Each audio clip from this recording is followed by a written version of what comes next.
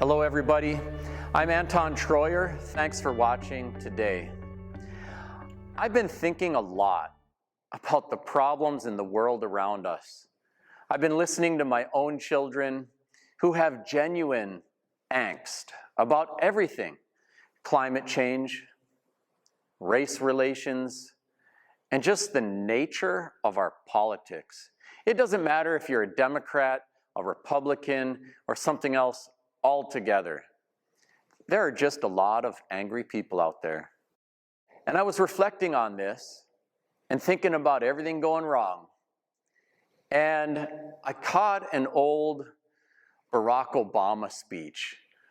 Obama was talking about how he was early in his campaign, green to national politics, desperately seeking an endorsement, and he was trying to get one from a state legislator from South Carolina who would agree to endorse him if he came to her hometown. And he got up, fried, tired, opened the curtain, it's pouring rain. He goes down there, steps outside, and as he does, his umbrella inverts, he's drenched, steps into the car, says, "How long is this drive?" And they said, "It's an hour and a half." And he's freezing, soaking wet, going on this long drive, gets out there, and there's a huge gymnasium with only 20 people in it. And he is just hitting a bottom.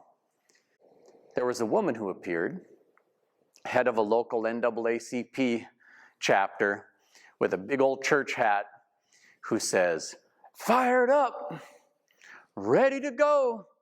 And this was just a mantra she had with every local event that they had ever been to. Obama's thinking, this is one of the craziest things I've ever heard, and he is not feeling it.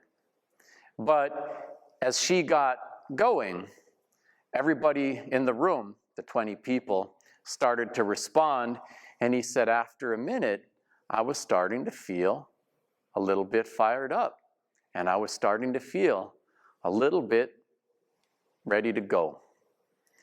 And so I was thinking about this. I've had my own days when I've been exhausted,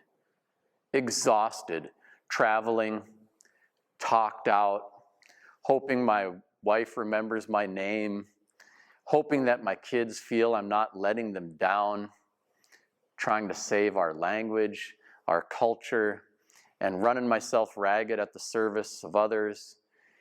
And then looking at all the malaise and all the problems out there thinking, man, what am I even doing? What's it going to do? And feeling like the efforts are kind of futile. And I was thinking about other moments too, when we have had great triumph. You know, our language is really in for the fight of its life, and we've seen incredible things happen.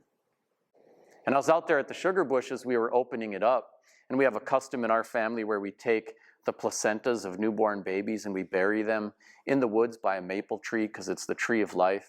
And I was watching my children go into the sugar bush, and every placenta for every one of my children and grandchildren was buried in the same grove of maple trees.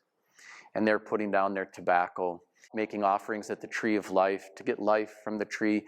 The kids were speaking Ojibwe to open up the sugar bush.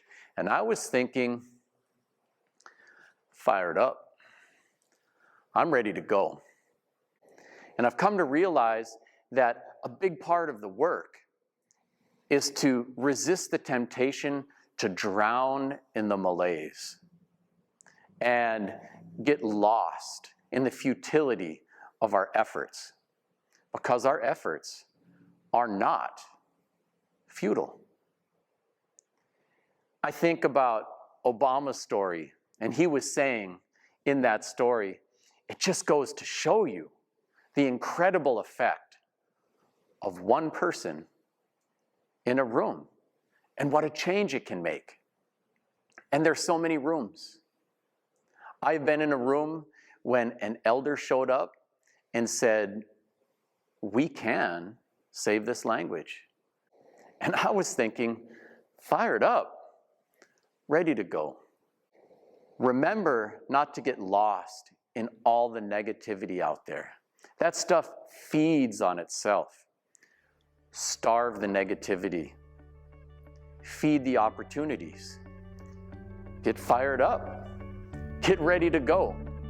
Because you could be the one voice that changes the room. The room that changes the whole city that you live in, that changes the state, the nation, and the world. So I am with Obama, and I'm with everyone else out there who is praying and striving and trying to find a way. Fired up, ready to go. Thank you for watching today. Miigwech.